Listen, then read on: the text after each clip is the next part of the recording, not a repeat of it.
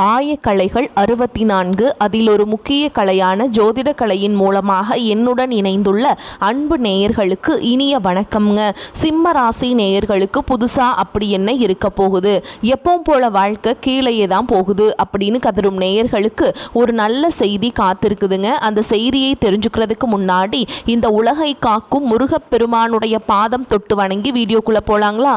என்னுடன் சேர்ந்து நீங்களும் இந்த மந்திரத்தை சொல்லிட்டே உங்களால முடிஞ்சதுன்னா கமெண்ட் பாக்ஸில் ஒரு முறை கமெண்ட் பண்ணுங்க.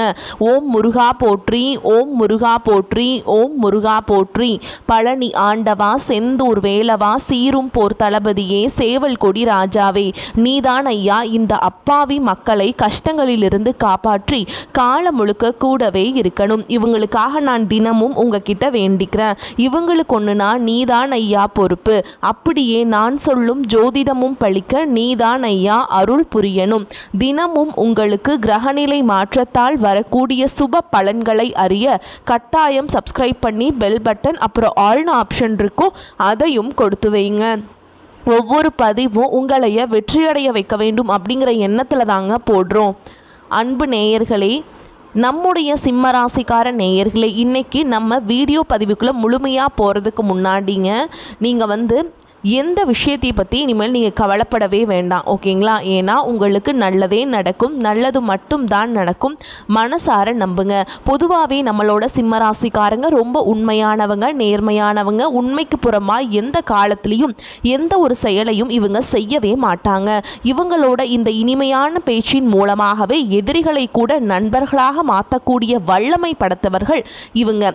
நட்புக்கு ரொம்பவே முக்கியத்துவம் தருவாங்க. அதே நேரத்தில் நண்பனுக்காக உயிரை கொடுக்க கூட இவங்க தயங்க மாட்டாங்க. அப்படியே ஒரு தாயை போல மிகச்சிறந்த அன்புள்ளம் கொண்டவங்களா இவங்க இருப்பாங்க. இவங்களை பொறுத்த வரைக்கும் தான் மட்டும் நல்லா இருக்கணும் அப்படிங்கிற அந்த சுயநலம் துளி கூட கிடையாதுங்க.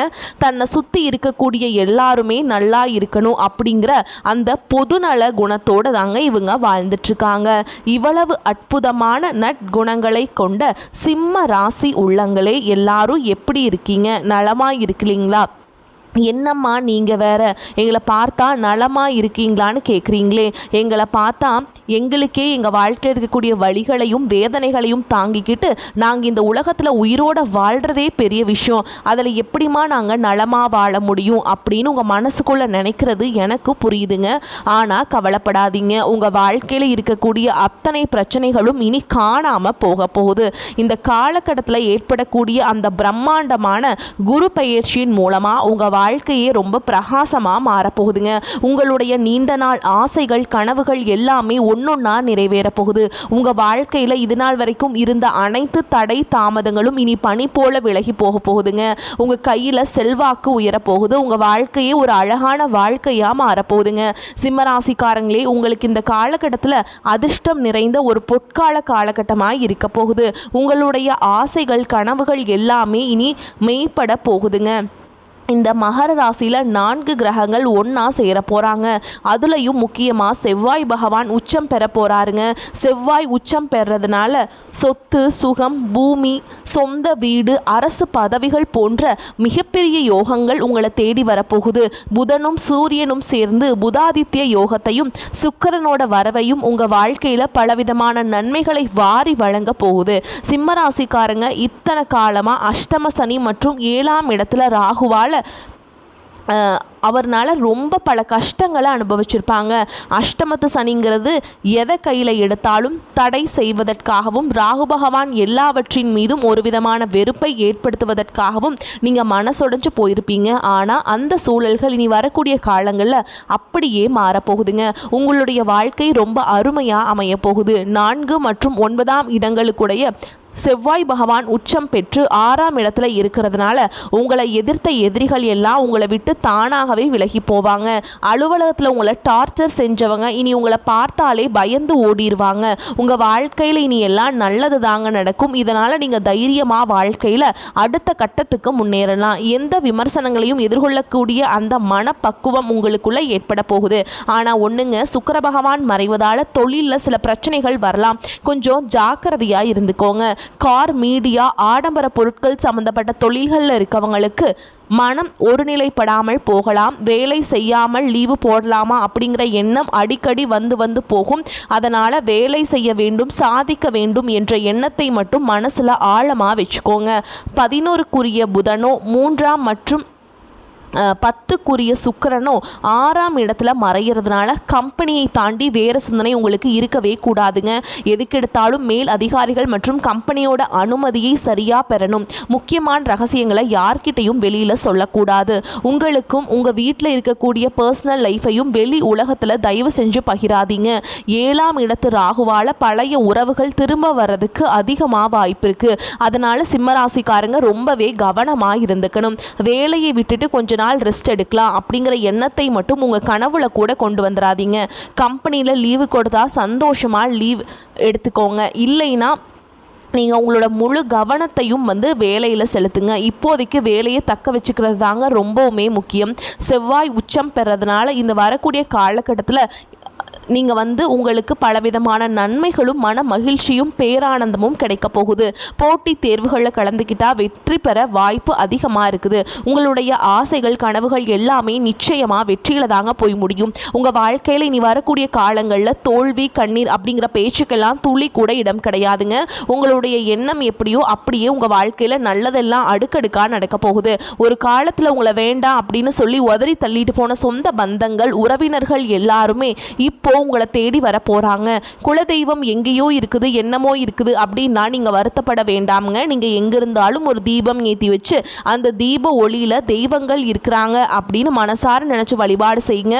குலதெய்வமே தெரியாவிட்டாலும் பரவாயில்ல, வீட்டில் தீபம் ஏற்றி வச்சு ஏதாவது ஒரு நல்ல நாளில் உங்க குலதெய்வத்தை நினைச்சு உருகி வழிபாடு செய்யுங்க. ஏன்னா குலதெய்வ வழிபாடு குலம் காக்கும் குலம் தலைக்கும். முதல்ல குலதெய்வம், அப்புறம் உங்களுக்கு இஷ்டப்பட்ட தெய்வம், அப்புறம் உங்களுக்கு விருப்பப்பட்ட மற்ற தெய்வங்கள். எந்த கோவிலுக்கு போனாலும் என்ன பண்ணாலும் வாழ்க்கையில் ஒரு முன்னேற்றமே இல்லையே அப்படின்னு நீங்கள் ஆதங்கப்படுவீங்க. இனி அப்படி சொல்லாதீங்க. தினமும் தூங்கி எந்திரிச்ச உடனே அந்த சூரிய பகவானை மனதார நமஸ்காரம் பண்ணுங்க. அவங்களுடைய அனுகிரகம் இருந்தால் மட்டும் போதுங்க. மற்ற கிரகங்கள் எல்லாம் ஒருவேளை சாதகமாக இல்லைனா கூட பரவாயில்ல, அந்த சூரியனுடைய பிரகாசம் உங்கள் வாழ்க்கையே ஒளிமயமாக மாற்றிடுங்க. அந்த தெய்வீக வெளிச்சம் உங்களை சேரும். உங்கள் வாழ்க்கையில் இருக்கக்கூடிய கண்ணீர் கவலைகள் எல்லாம் அப்படியே கரைஞ்சு போயிருங்க.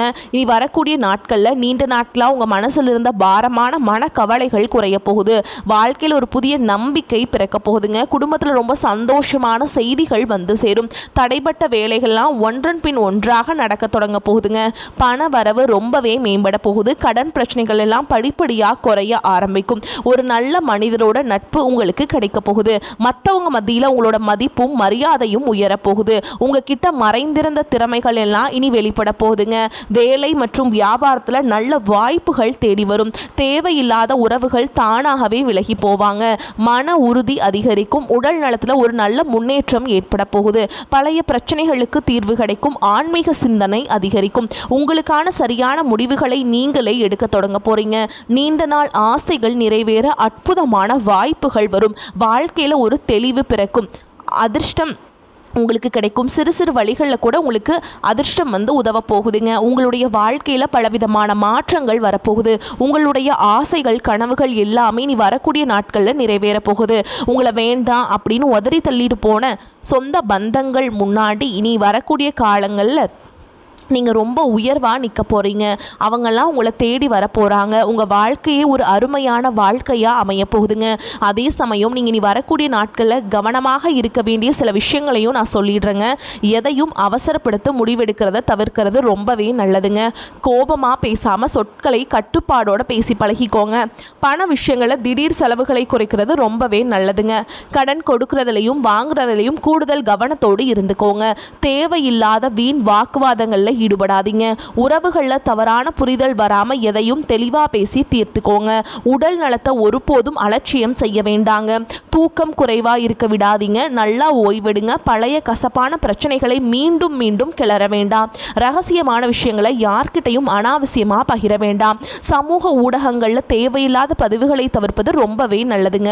உணவு பழக்கத்தில் ஒரு கட்டுப்பாடு அவசியம். நம்பிக்கை இல்லாதவர்களிடம் அதிக நெருக்கம் காட்ட வேண்டாம். முக்கியம் கையெழுத்து போடும்போது ஒப்பந்தங்கள்லையும் ரொம்ப கவனமாக இருந்துக்கோங்க. வாக்குறுதிகளை யாருக்கும் அவ்வளவு எளிதாக கொடுத்துடாதீங்க. மனதை காயப்படுத்தக்கூடிய பல நினைவுகளில் சிக்கி தவிக்காதீங்க. பொறாமை மற்றும் பிறரோட ஒப்பிட்டு பார்க்குறத முற்றிலும் தவிர்த்துருங்க. பயணம் செய்யும் போது கூடுதல் கவனமாக இருந்துக்கோங்க. பெற்றோர்கள் மற்றும் மூத்தவர்களின் அறிவுரையை மதிச்சு நடந்துக்கோங்க. சில இடங்களில் தேவைப்படும் போது இல்லை முடியாது என்று சொல்ல கற்றுக்கொள்ளுங்கள். அப்போதாங்க நீங்கள் வாழ்க்கையில் எந்த ஒரு பிரச்சனையிலுமே சிக்கி தவிக்காமல் நிம்மதியாக இருக்க முடியும். இப்போ நம்முடைய சிம்மராசி இருக்கக்கூடிய ஒவ்வொரு நட்சத்திரக்காரங்களுக்கும் இந்த காலகட்டம் தனித்தனியாக எப்படி இருக்குன்னு விரிவாக பார்க்கலாங்க. நம்மளுடைய சிம்மராசி இருக்கக்கூடிய முதல் நட்சத்திரம் மகம் நட்சத்திரம். உங்களுக்கு இந்த காலகட்டம் எப்படி இருக்குன்னு பார்க்கலாங்க. மக நட்சத்திரக்காரர்களே, உங்கள் வாழ்க்கையில் நீ வரக்கூடிய நாட்களில் ஒரு அதிசயமும் அற்புதமும் நடக்க போகுதுங்க. பலவிதமான துறைகளில் உங்களுக்கு அமோகமான முன்னேற்றம் கிடைக்க போகுது. தெய்வ அனுகூலம் உங்களுக்கு பரிபூரணமாக கிடைக்கும். பொருளாதார வளம் ரொம்பவே சிறப்படைய போகுது. காரிய அனுகூலம் உண்டாகும். செல்வாக்கில் நல்ல முன்னேற்றம் ஏற்படும். உங்கள் முயற்சிகளில் இது நாள் வரைக்கும் இருந்த அனைத்து தடைகளும் காணாமல் போக போகுதுங்க. உங்களுடைய பிரச்சனைகளுக்கு ஒரு நல்ல முடிவு கிடைக்கக்கூடிய காலகட்டமாக இது அமையும். திருமணம் ஆகாதவர்களுக்கு திருமண தடை நீங்கி கெட்டி மேளம் கொட்ட போகுதுன்னு சொல்கிறாங்க. குழந்தை பாக்கியம் இல்லாதவங்களுக்கு மழலை செல்வம் கிடைக்க போகுது. மொத்தத்தில் உங்கள் வாழ்க்கையில் இந்த காலகட்டத்தில் உங்களுடைய அத்தனை ஆசைகளும் கனவுகளும் நிறைவேறக்கூடிய ஒரு பொற்கால மாதமாக அமைய போகுதுங்க. அடுத்ததாக நம்முடைய சிம்ம ராசியில் இருக்கக்கூடிய பூர நட்சத்திரம். உங்களுக்கு இந்த காலகட்டம் எப்படி இருக்குன்னு பார்க்கலாங்க. குடும்பத்தில் கணவன் மனைவிக்கிடையே அன்பு இன்னும் அதிகமாக நீடிக்க போகுது. சுப நிகழ்ச்சிகள் உடனடியாக கைகூடி வரும். தெய்வ நம்பிக்கையால் நீங்கள் தொட்ட காரியங்கள் எல்லாமே வெற்றி அடைய போகுது. உங்களுடைய உத்தியோகத்தில் உங்களுக்கு பெரிய அளவில் லாபம் கிடைக்க போகுது. நீங்கள் அரசு வேலை செஞ்சுட்டு இருந்தாலும் சரி, இல்லை தனியார் வேலையில் இருந்தாலும் சரிங்க, நீங்கள் எந்த அளவுக்கு உழைக்கிறீங்க அந்த அளவுக்கு உங்களுக்கு பலன் கிடைக்கும். வருமானம் உயரும். உங்கள் தகுதிக்கு ஏற்ற அளவுக்கு சம்பள உயர்வு, பதவி உயர்வு இதெல்லாம் உங்களை தேடி வரும். குடும்பத்தில் கணவன் மனைவிக்கிடையே இருந்த அந்த ஈகோ பிரச்சனை எல்லாமே இனி காணாமல் போயிருங்க. கணவன் மனைவி இருவருமே ஒருத்தரை ஒருத்தர் புரிஞ்சுக்கிட்டு ஒற்றுமையான வாழ்க்கையை வாழ போகிறீங்க. உங்கள் கையில் பணப்புழக்கம் அதிக அளவில் இருக்க போகுது. எனக்கு 30 வயசு ஆயிடுச்சு, எனக்கு திருமணம் நடக்குமா நடக்காதா அப்படின்னு ஏங்கிட்டு எல்லாருக்குமே இனி வரக்கூடிய காலங்களில் திருமண தடை நீங்கி நல்லபடியாக கல்யாணம் நடக்கும். அடுத்ததாக நம்முடைய சிம்ம ராசியில் இருக்கக்கூடிய உத்திர நட்சத்திரம் 1ஆம் பாதம். உங்களுக்கு இந்த காலகட்டம் எப்படி இருக்குன்னு பார்க்கலாங்க. உத்திர நட்சத்திரக்காரங்களே, உங்களுடைய பொறுப்புகளை மற்றவங்க கிட்ட ஒப்படைக்க கூடாதுங்க. உங்கள் வேலையை நீங்கள் தாங்க நேரில் நின்று செய்யணும். வியாபாரத்தில் இது நாள் வரைக்கும் இருந்த போட்டிகள் எல்லாம் படிப்படியாக குறைய போகுது.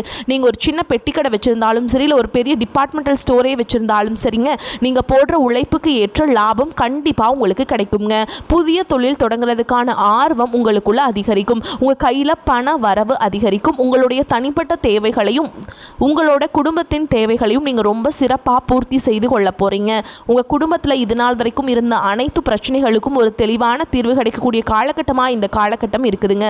திருமணம் ஆகாதவங்களுக்கு திருமணம் நடக்கும். குழந்தை பாக்கியம் இல்லாதவங்களுக்கு குழந்தை பாக்கியம் கிடைக்கும். உங்களுடைய ஆசைகளும் கனவுகளும் முழுமையாக நிறைவேறக்கூடிய காலகட்டமாக இந்த காலகட்டம் உங்களுக்கு அமைய போகுதுங்க. வரக்கூடிய வாய்ப்புகளை தவற விட்டுறாதீங்க. கெட்டியாக பிடிச்சிக்கோங்க. வாழ்த்துக்கள். நல்லதே நடக்கும். நல்லது மட்டும் தான் நடக்கும். நன்றி, வணக்கம்.